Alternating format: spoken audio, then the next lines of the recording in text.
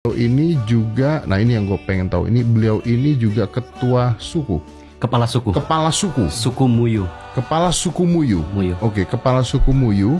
Yang menarik adalah katanya Pak Manu juga mantan dari OPM. Ex-OPM. Ex-OPM. Benar. Oke. Ini lengkap dong berarti. Lengkap. Dan beliau kesini ini mau menceritakan kondisi yang ada di sana dan apa yang benar-benar terjadi.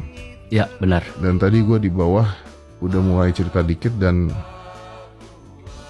muka Bobon udah mau meneteskan air mata. Ya, seperti biasa Om Ded. Pak, panggilnya apa gue jadinya? Pak Manu ya. Pak Manu. Pak Manu aja. Pak Manu.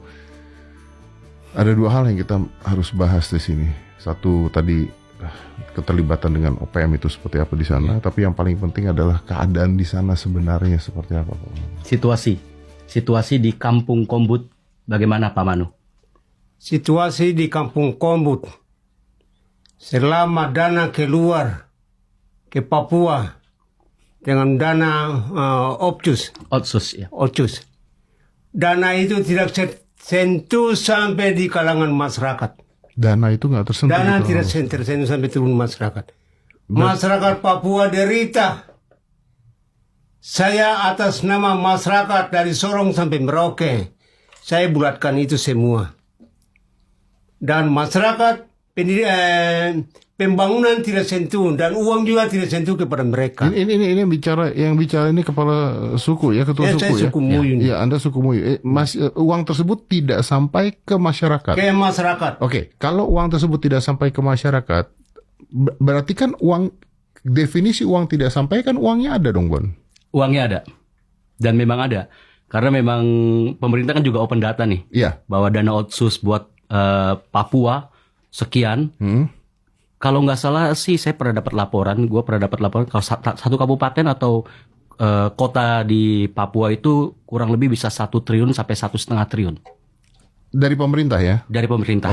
Oke. Nah, gua nggak mau bobo instansi apapun nih, kita ngobrol aja di sini ya. Dari pemerintah. Artinya uangnya ada ya? Uangnya ada. Uangnya ada. Kenapa tidak merasakan? Berarti ada yang kemana uangnya? Bermain siapa? Siapa yang menggagalkan perencanaan pembangunan lewat uang ini, ternyata akhirnya masyarakat menderita. Siapakah itu mereka? Menurut Pak Manu? Menurut saya, tinggal pemerintahan provinsi, dari pusat turun ke provinsi, provinsi turun ke kabupaten, dari kabupaten turun ke distrik, dari distrik ke kampung. Jadi menurut Pak Manu, uang tersebut dikorupsi di Papua? Ya, kira-kiranya begitu. Jadi uangnya dikorupsi, bukan kira-kira tapi dikorupsi. Tapi dikorupsi? Dikorupsi itu.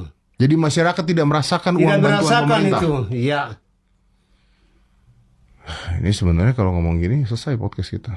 Selesai. Jarang